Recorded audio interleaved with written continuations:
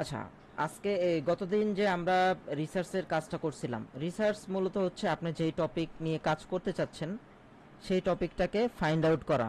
যেহেতু আমরা ওই টপিক সম্পর্কে বিস্তারিত নলেজ না থাকলে তখনই গিয়ে ফাইন্ড আউট করবো, আর যদি আমরা অলরেডি জানি, ধরেন আপনার এলাকায় একটা ঘটনা ঘটছে, ঠিক আছে, তো ওই ঘটনা কিন্তু আপনি বিস্তারিত জানেন, সেক্ষেত্রে রিসার্চের কিছুই নাই।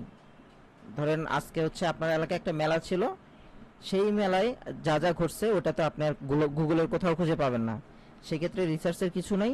আপনি আসবেন আপনার ফোনের নোটপ্যাড অথবা গুগল ডকে হচ্ছে হলো কি আপনি লেখালেখি শুরু করবেন, অথবা হচ্ছে গুগল ইনপুট। এখানে ইজি টু হচ্ছে যদি পিসি থেকে করতে চান গুগল ইনপুট ইউজ করে এখানে ধরেন বাংলায় লেখালেখি শুরু করে দিলেন। দেন পুরোটা যখন লেখা হয়ে যাবে, আর এই পুরোটা লেখা হয়ে যাওয়ার পর আপনার গুগল ডকে হচ্ছে পেস্ট করে রেখে দিবেন, ঠিক আছে। আর এখন আসি যারা হচ্ছে রিসার্চ করবেন কোনো একটা টপিকের উপরে, ধরেন যে আপনি বাংলাদেশ নিয়ে লিখতে চাচ্ছেন, ঠিক আছে, বাংলাদেশ ক্রিকেট টিম নিয়ে লিখতে চাচ্ছেন, বা গতদিন একজন আমাকে বলেছিলেন যে আপনি লিখতে চাচ্ছেন টপ 20 নিয়ে। হ্যাঁ, তো সেই ক্ষেত্রে টপ 20 আপনি কোন কোন ডিভাইস বা কোন কোন লোকেশন নিয়ে লিখতে চাচ্ছেন সেই লোকেশনগুলোর ইনফরমেশনগুলো নিয়ে আপনি হচ্ছে গুগল ডকে রাখবেন। তারপর আপনার রাখার পর আপনাদের কাজ হবে কি, এআই ইউজ করতে হবে আমাদের। এরপরের কাজটা আসবে এআই নিয়ে। তো আসি আমরা যে কোনো একটা টপিক নিয়ে একটু লেখালেখি করি, খুঁজে বের করি যে কি টপিক নিয়ে করা যায়। বলেন আপনাদের মধ্যে থেকেই বলেন যে কি টপিক নিয়ে আমরা করতে পারি। দেখ, এই যে টুরিস্ট নিয়ে যে তো সাইটটা আপনার কাজ করতেছি, যে বাংলাদেশের টুরিস্টের সম্ভাবনা এটা নিয়ে আমরা রিসার্চ করতে পারি। আচ্ছা, বাংলাদেশের ট্যুরিস্টদের সম্ভাবনা। মানে টুরিস্ট পর্যটন খাতের সম্ভাবনা এই টাইপের একটা কিছু হইতে পারে। আচ্ছা, কেন আচ্ছা, বাংলাদেশে আমি আসবেন? আমি একটা বলতে চাচ্ছি। হ্যাঁ বলেন। আমার ঠাকুরগাঁয়ে একটা গাছ আছে, আম গাছ, 200 বছরের পুরনো। জি। তো সেখানে এখন বেশ টুরিস্ট যাচ্ছে আর কি, বিভিন্ন বাংলাদেশের বিভিন্ন জায়গা থেকে। হ্যাঁ। সেটা হতে পারে আর কি। তার ছবি লাগলে ছবি আমি দিতে পারি। বিরাট বড় গাছ, 3 বিঘা আচ্ছা। জমির উপরে একটা আম গাছ, 200 বছর পুরনো। সেখানে এখন এটা নিয়ে অনেক তো মানুষজন যাচ্ছে। এটা তো হুম। আপনি জানেননি সব। আচ্ছা, আমরা জি এটা মেবি পেয়ে যাব, ঠিক আছে, এটা আমিও মেবি এরকম একটা দেখছি, ঠিক আছে। আচ্ছা, এটা নিয়ে আমরা করি, এটা যেহেতু আধো আধো ইনফরমেশন আমাদের কাছে আছে, তো এই ক্ষেত্রে রিসার্চটা একটু বেশি প্রয়োজন। আসি এই ক্ষেত্রে দেখি কি কি নিউজগুলো আমরা পাই। একটা পাচ্ছি আলোকিত বাংলাদেশ, শেষে সূর্যপুরী আম গাছ, এটাই তো। জি জি, সুযোগ তারপরে হবে। পাচ্ছি ডেইলি স্টারে, হ্যাঁ, বালিয়াডাঙ্গি সূর্যপুরী আম গাছ ঠাকুরগাঁও। ওকে, দেখলাম। জায়গাটার নাম হলো হরিণমারি, হরিণমারি জায়গাটার নাম। এখানে ভাই আপনার বালিয়াডাঙ্গি স্ক্রিনটা, দেখতেছি। জি। আপনার ও স্ক্রিন শেয়ার সরি, করেন। সরি সরি, আচ্ছা আমি স্ক্রিন শেয়ার করতেছি। ওকে, ঠিক আছে, দেখতে পাচ্ছি। জি ভাইয়া, দেখা যাচ্ছে। ওকে, আমরা লিখছি যেহেতু এই টপিকটা নিয়ে লিখবো, এই যে বাট এক লিখছে, এই যে কেউ লিখছে ধরেন সূর্যপুরী, কেউ ধরেন লিখবে যে আমরুপালি, ঠিক আছে। তো এটার সঠিক ইনফরমেশনটা কোনটা এটাও আমাদের একটু জানা দরকার। এটা আমি দেখতে পারতেছি হচ্ছে বালিয়াডাঙ্গি, আর আপনি লোকেশন কি বললেন? বালিয়াডাঙ্গি, ওইটা গ্রামটার নাম হলো হরিণমারি গ্রাম। বালিয়াডাঙ্গি আচ্ছা, থেকে এই যে 14 যে কিলো দূরে। হরিণমারি সীমান্তে মন্ডুমালা গ্রামে। জি। আচ্ছা, ঠিক আছে। আমরা টোটাল হচ্ছে দুই চার চারটা সাইট ওপেন করলাম।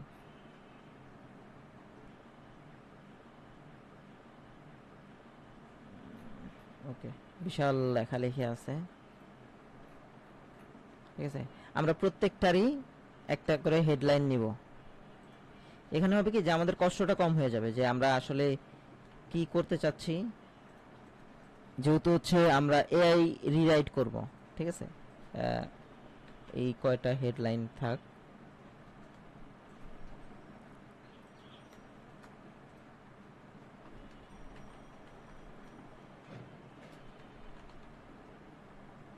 আমরা একটা টপিক দিলাম কি হেডলাইন, কয়টা হেডলাইন পাই আমরা সেটা একটু দেখি।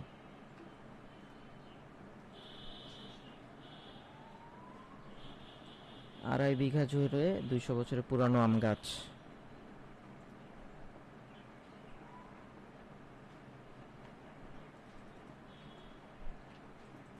এই যে এরকম বড় চলে আসলে উপরে একটু আহ, যেখানে ইউআরএল পেস্ট করে ওখানে পেস্ট করে দিয়ে তারপর আপনি ডকে নিয়ে আসেন, নয়তো ডকে দেখবেন যে অনেক বড় লেখা চলে আসছে। আজকে যেটা দেখাবো যে আপনাদের লেখাটার টাইম অনেক কমাই দিবে এবং আপনাদের চিন্তাও বেশি করা লাগবে না, জাস্ট কালেক্ট করতে হবে। নিউজ রিপোর্টাররা হচ্ছিল জায়গায় গিয়ে কালেক্ট করে, আর আপনি ঘরে বসেই আপনার ফোন বা ল্যাপটপ দিয়ে হচ্ছে কালেক্ট করে নেবেন। ওকে, ঠিক আছে। আমরা হচ্ছে 4টা হেডলাইন পাইছি। এখন আসি যে মূল কন্টেন্ট। কন্টেন্ট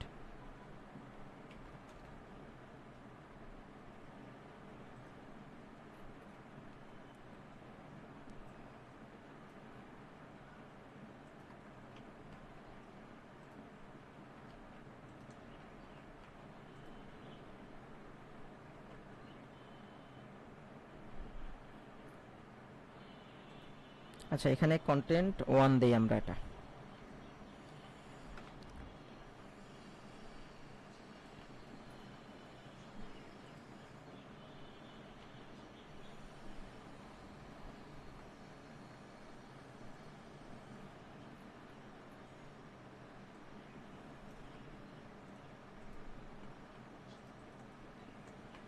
এগুলো ইউজ নিয়ে কি আপনাদের কোনো কিছু বলা লাগবে এক্সট্রা করে, যে এগুলো কিভাবে ইউজ করতেছি বা কি করতেছি? জাস্ট কিন্তু আমি কপি পেস্ট করতেছি। আর গুগল ইনপুটে কেন পেস্ট করতেছি সেটা হচ্ছে আমার লেখার ফরম্যাটটা যেন ঠিকঠাক থাকে। ঠিক আছে, গুগল ইনপুটে যখন পেস্ট করতেছি বাকি যে ওই ওয়েবসাইটের ফরম্যাট ছিল ওটা ভেঙে যাচ্ছে। ঠিক আছে, আমার সাইটে পেস্ট করলে আর উল্টাপাল্টা কিছু দেখাবে না। অনেক সময় আছে না যে লেখাটা আমার মাঝখানে বা নিচে চলে যাচ্ছে, তো ওই জিনিসগুলো আর হবে না। ওকে ওকে, আমাদের এখন কন্টেন্ট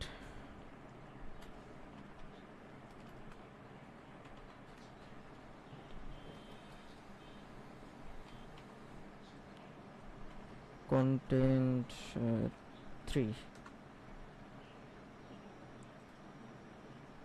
এই দেখেন ওদের অ্যাডস চলে আসছে। তো এই জিনিসগুলো কিন্তু আমরা আমাদের নিজেদের সাইটেও করতে পারবো।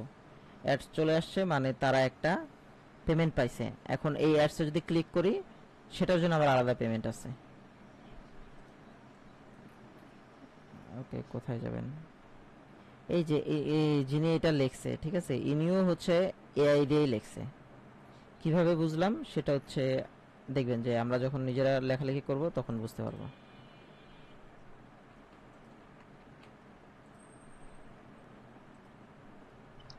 একটা প্রশ্ন ছিল এখানে, জি জি ফয়সাল ভাই। বলেন, আমি কাজ করতেছি, মানে আপনার প্রশ্ন করতে থাকেন। মানে এআই কন্টেন্ট আর জি, হচ্ছে যেটা অর্গানিক্যালি আমি দেখলাম, হ্যাঁ, দুইটার হ্যাঁ, মধ্যে কি গুগল অ্যালগরিদম মানে সার্চ লিস্টের জন্য সে কি আলাদাভাবে বিবেচনা করে? না, যদি আপনি ডিরেক্ট হুবহু এআই কন্টেন্ট নিয়ে পেস্ট করেন সেক্ষেত্রে আপনার আহ, সার্চে ইংলিশটাতে হচ্ছে একটু ঝামেলা করতে পারে। ঠিক আছে, কিন্তু এটা বেশ কোনো ক্ষতি হয় না যদি আপনি পরবর্তী স্টেপগুলো ফিল আপ করেন, যেহেতু আমরা পরবর্তী স্টেপগুলো অবশ্যই ফিল করব, নয়তো অ্যালগোরিদমে ঝামেলা করতে পারে বাট করে না। ঠিক আছে, ঠিক কি আছে। ব্যাপার, একই কন্টেন্ট বারবার পেস্ট হচ্ছে।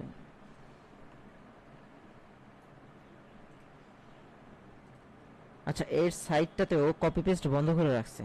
ঠিক আছে, এর সাইটটাও কপি পেস্ট বন্ধ করে রাখছে, সেই জন্য আমরা কপি পেস্ট করতে পারতেছি না এখানে। এটাও করা যায়।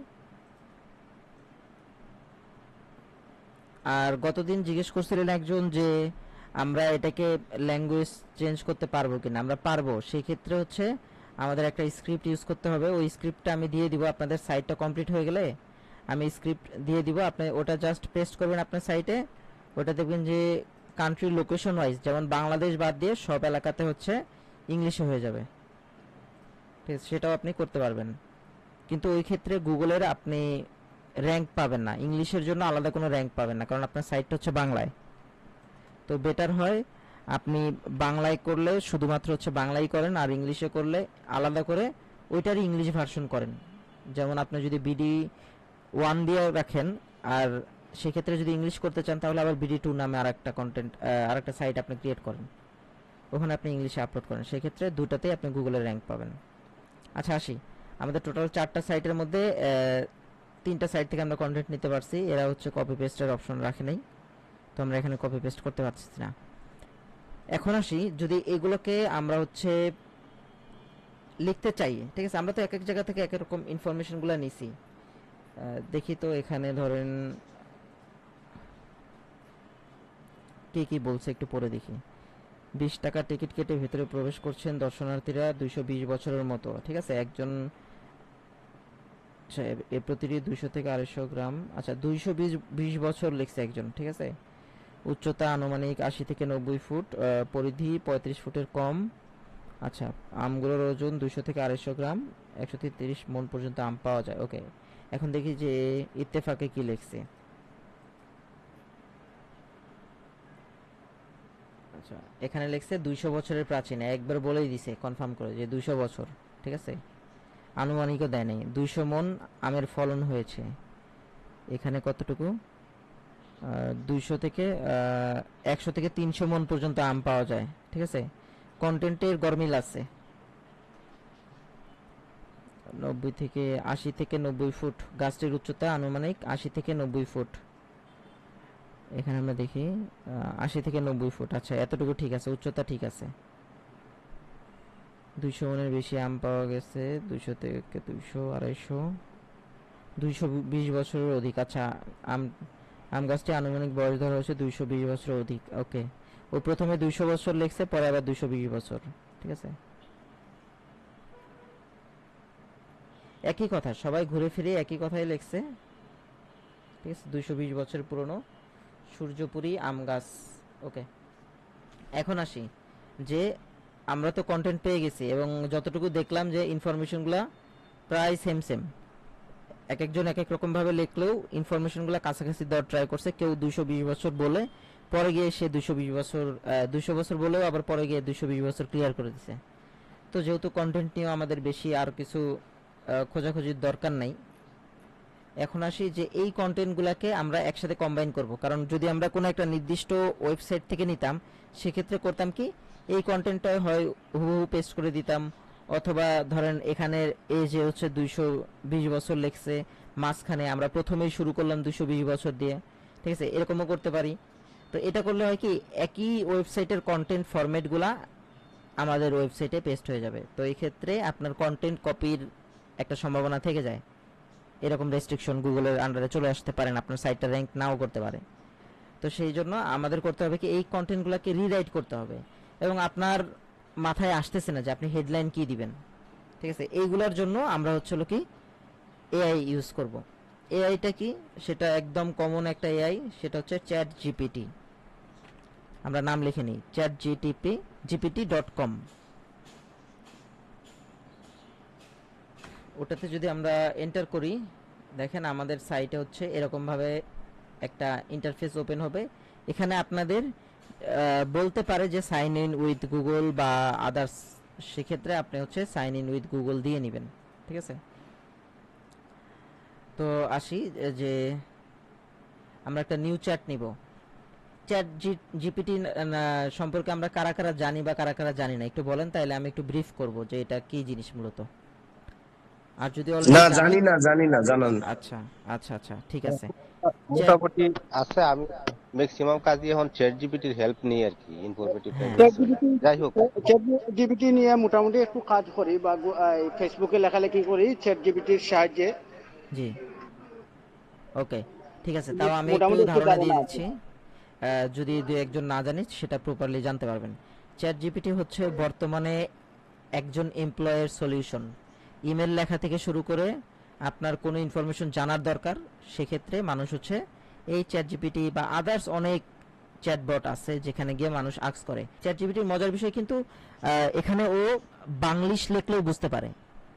আমরা ধরেন এখন এই যে এখানে বাংলায় লিখতেছি, ধরেন আমার বাংলায় লেখার স্কোপ নাই, ঠিক আছে, আমি এখন ইংলিশে লিখবো, বাংলিশ ভাবে মেসেজে আমরা যেরকম টাইপ করি যে AMI আমি, ঠিক আছে, হাঁটতেছি, ওরকম টাইপের যদি এখানে লিখি, ধরেন ঠাকুরগাঁয় 200 বছরের, আমরা এখানে লিখি পুরানো আম গাছ সম্পর্কে তুমি কি জানো, ঠিক আছে, যদি বলে দেই, দেখবেন যে ও আমাদের ইনফরমেশন দেওয়া শুরু করে দিবে এবং রিসোর্স সহ, যে ও এই ইনফরমেশনগুলো কোথা থেকে নিতেছে। আচ্ছা, গ্যাস চলে আসছে, কোথায় গেল? ও মেবি লিখে ফেলছে, এই যে দেখেন ও লিখে ফেলছে অলরেডি, ঠিক আছে, ইউটিউব ভিডিও সহ আমাদের দিয়ে দিছে, ঠিক আছে।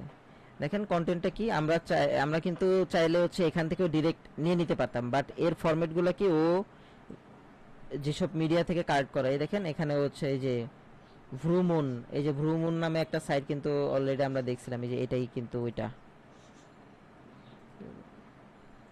ওপেন হয় না কেন? আচ্ছা ঢাকা টাইমস কোথায় গেল?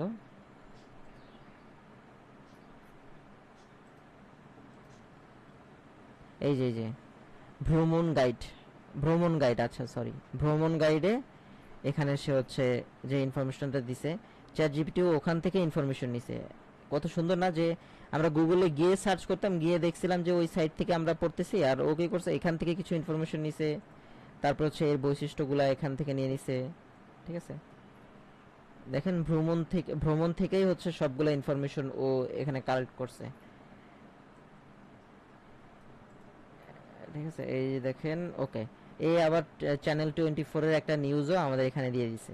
এটা আমি নতুন দেখলাম, কারণ ইউটিউব ভিডিও এখানে যে দেখা যায় এটা আমি দেখি নাই, আজকে প্রথম দেখলাম। যাক, একটা নতুন জিনিস পেলাম, যে আমাদের আর নতুন করে হচ্ছে ইউটিউবে গিয়েও ভিডিও দেখতে হচ্ছে না, ওই এখানে আমাদের ভিডিওটা দিয়ে দিচ্ছে। তো আসি আমরা চাইলে এখান থেকে ডিরেক্ট নিয়ে ইনফরমেশনগুলো আমরা ওখানে পাবলিশ করতে পারতাম, আমরা কেন করব না? কারণ কি ও দেখেন শুধুমাত্র নির্দিষ্ট কিছু ইনফরমেশনই আপলোড করছে, একটু যে মানুষের কৌতূহল জাগাবে, এটা যদি আমরা ওকে বলে দিতাম তাহলে ও করতো, কিন্তু আমরা যেহেতু বলি নাই, যতটুকু বলছি ও জাস্ট মেইন ইনফরমেশনগুলো, যে কি ওয়ার্ডগুলো নিয়ে ও হচ্ছে এখানে লিখছে। তো আমরা আসি রিরাইট করব এখন, ঠিক আছে। তো যাই, এটা হচ্ছে কপি করি,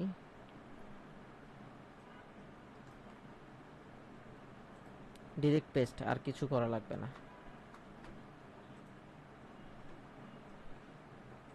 কন্টেন্ট 1 থেকে একদম শেষ পর্যন্ত পেস্ট করি, ঠিক আছে। পেস্ট তো করলাম, এখন ওকে আমরা বলবো যে এখানে যে কন্টেন্টগুলো আছে এখানে এবং হেডলাইন আছে, তুমি এগুলো ভালো করে পড়ো, ঠিক আছে। ওকে আমরা শিক্ষিত করতেছি।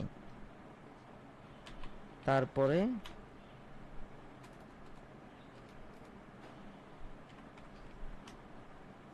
একটি নতুন